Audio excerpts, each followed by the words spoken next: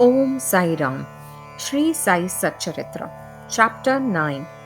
Effect of compliance and non compliance with Baba's orders at the time of taking leave. A few instances.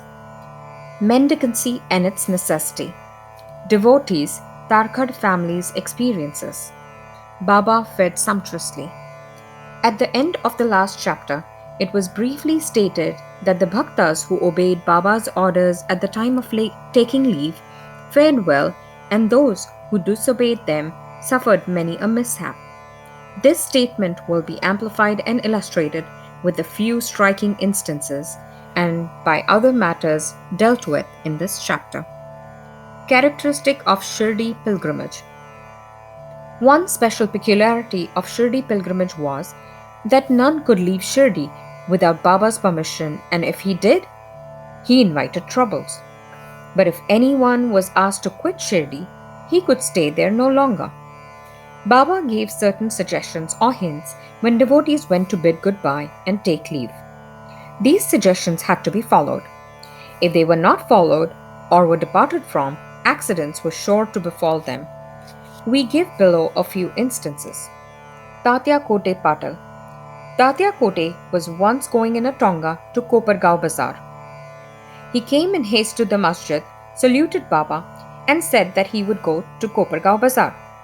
Baba said, "Don't make haste. Stop a little. Forget the bazaar. Don't go out of the village."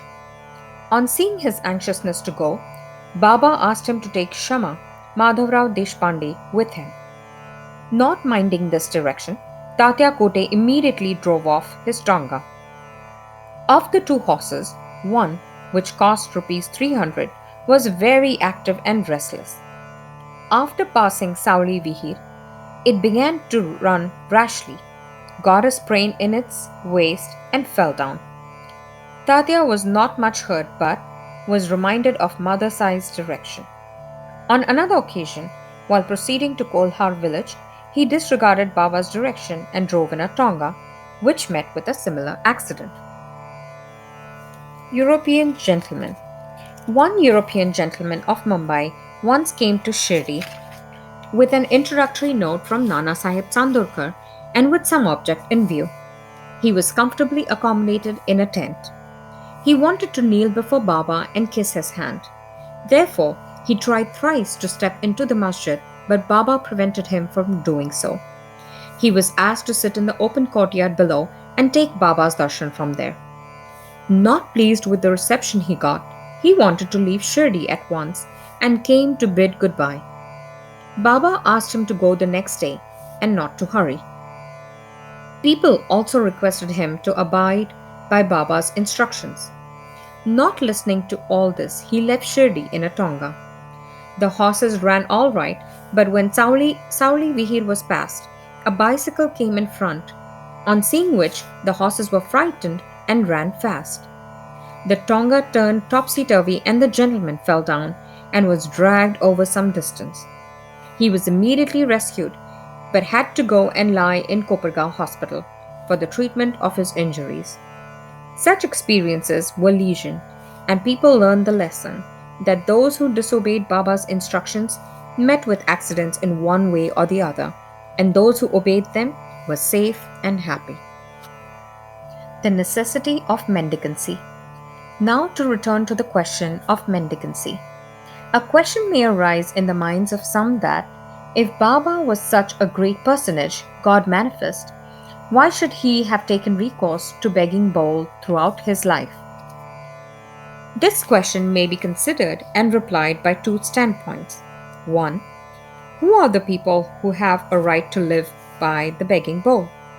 Our Shastras say that those persons who, after getting rid of or becoming free from the three main desires, namely, for progeny, for wealth, for fame, and accept sannyas, are the fit persons to live by begging alms.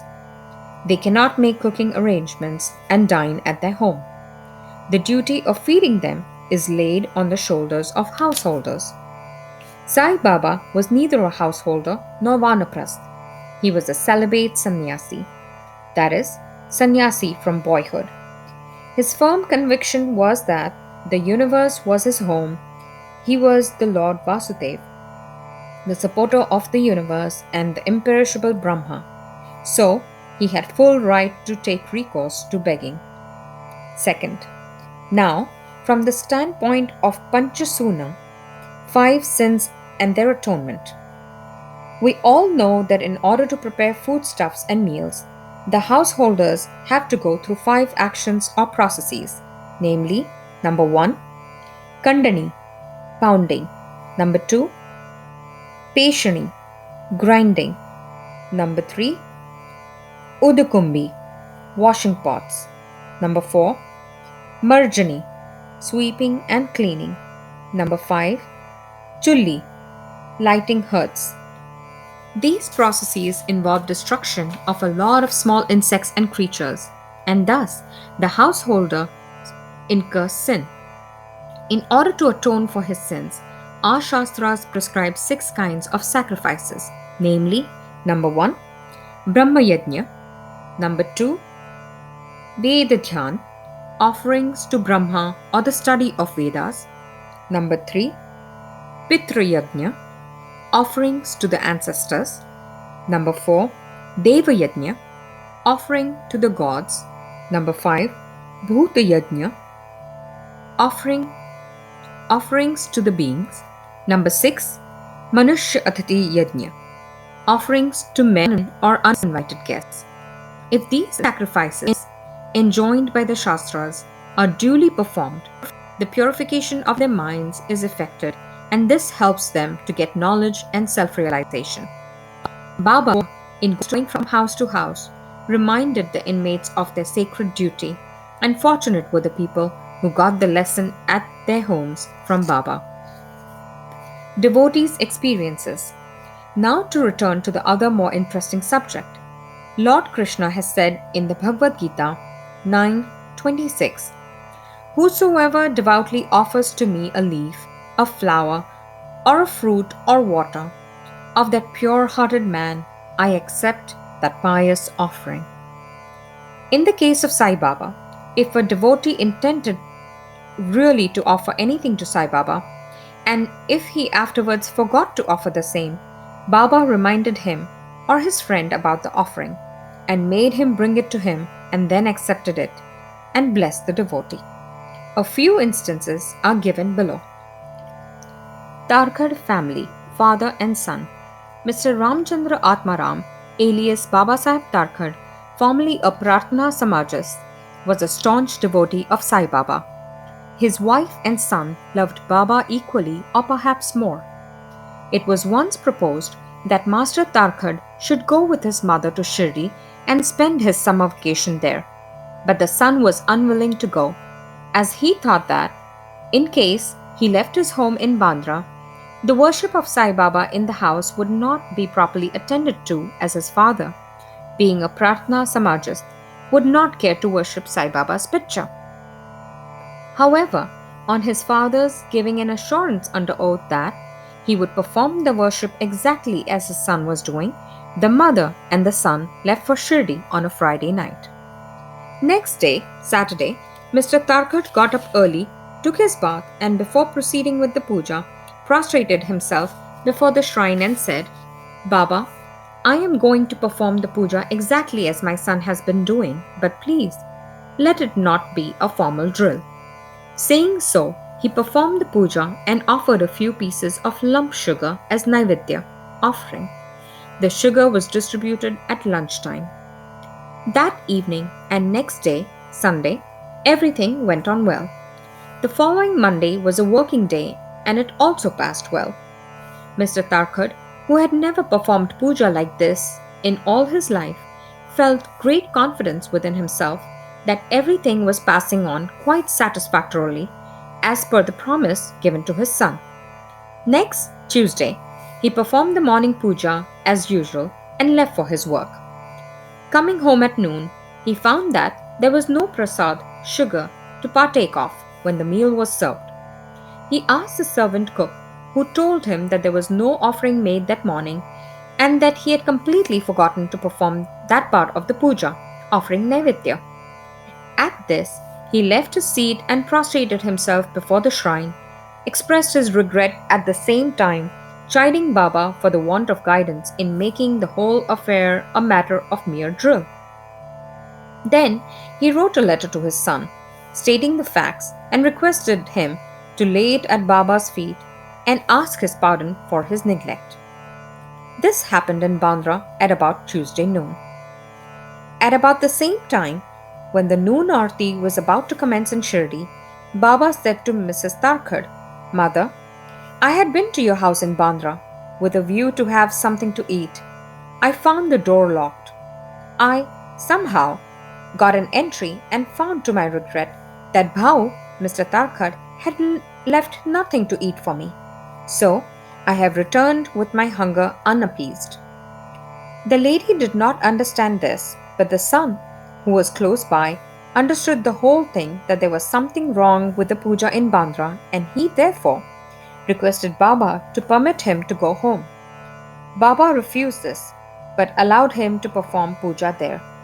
Then the son wrote a letter to his father stating all that took place at Shirdi and implored his father not to neglect the puja at home. Both these letters crossed each other and were delivered to the respective parties the next day. Is this not wonderful? Mrs. Tarkhad. Let us now take up the case of Mrs. Tarkhad herself. She offered three things, namely bharit, roasted brinjal mixed with curds and spice; number 2, katsria, circular pieces of brinjal fried in ghee; number 3, peda, sweetmeat ball. Let us see how Baba accepted these. Once Mr. Raghuveer Bhaskar Purandre of Bandra, a great devotee of Baba, started for Shirdi with family. Mrs. Tarkhad went to Mrs. Purandre and gave her 2 brinjals and requested her to prepare bharit of 1 brinjal and katsria of the other when she went to Shirdi and serve Baba with them. After reaching Shirdi, Mrs. Purandre went with her dish of bharit to the masjid when Baba was just sitting for meals. Baba found the bharit very tasty, so he distributed it to all and said that he wanted katsria now. A word was sent to Radha Krishna Mai that Baba wanted katsria. She was in a fix, as that was no season of brinjals. How to get brinjals was the question. When an inquiry was made as to who brought bharit, it was found that Mrs. Purandre was entrusted with the duty of serving katsria. Everybody then came to know the significance of Baba's inquiry regarding katsria and was wonderstruck at Baba's all-pervasive knowledge. In December 1915, one Govind Balaram Mankar wanted to go to Shirdi to perform the obsequies of his father. Before he left, he came to see Mr. Tarkhad. Then, Mrs. Tarkhad wanted to send something with him to Baba. She searched the whole house but found nothing except a peda which had already been offered as Naivedya. The boy Govind was in mourning. Out of great devotion to Baba, she sent the peda with him, hoping that Baba would accept and eat it. Govind went to Shirdi and saw Baba but forgot to take the peda with him. Baba simply waited. When again he went to Baba in the afternoon, he went empty-handed without the peda. Baba could wait no longer and did ask him straight, "What did you bring for me?" "Nothing," was the reply. Baba asked him again. The same reply came forth again. Then Baba asked him the question, "Did not the mother, Mrs. Tarkhad, give some sweetmeat to you for me at the time of your starting?" The boy then remembered the whole thing. He felt abashed, asked Baba's pardon, ran to his lodging, brought the peda and gave it to Baba. As soon as Baba got it in his hand, he put it into his mouth and gulped it down. Thus the devotion of Mrs. Tarkhad was recognized and accepted. As men believe in me, so do I accept them. Gita 4:11 was proved in this case. Baba fed sumptuously. How? Once, Mrs. Tarkhad was staying in a certain house in Shirdi. At noon, meals were ready and being served when a hungry dog turned up there and began to bark. Mrs. Tarkad got up at once and threw a piece of bread which the dog gulped with great relish. In the afternoon, when she went to the masjid and sat at some distance, Sai Baba said to her, "Mother, you have fed me sumptuously. My famished pranas, life forces, have been satisfied. Ever act like this, and this will stand you in good stead. Sitting in this masjid, I shall never speak untruth. Take pity on me like this. First, give bread to the hungry, and then eat yourself. Note this well." She could not understand at first the meaning of what Baba said. So she replied, "Baba, how could I feed you? I am myself dependent on others and take my food from them on payment." Then Baba replied, "Eating that lovely bread, I am heartily contented, and I am still belching. The dog, which you saw before meals, and to which you gave the piece of bread, is one with me. So also other creatures, cats, pigs, flies, cows, etc., are one with me. I am roaming in their forms. He who sees me in all these creatures is my beloved. So abandon the sense of duality and distinction, and serve me as you did today." Drinking these nectar like words, she was moved. Her eyes were brimmed with tears, her throat was choked, and her joy knew no bounds. Moral: see God in all beings, is the moral of this chapter. The Upanishads, the Gita, and the Bhagavad all exhort us to perceive God or divinity in all the creatures. By the instance given at the end of this chapter, and other numerous to mention, Sai Baba has practically demonstrated to us how to put the Upanishadic teachings into practice. In this way, Sai Baba stands as the best exponent or teacher of the Upanishadic doctrines. Bow to Shri Sai. Peace be to all. Om Sai Ram.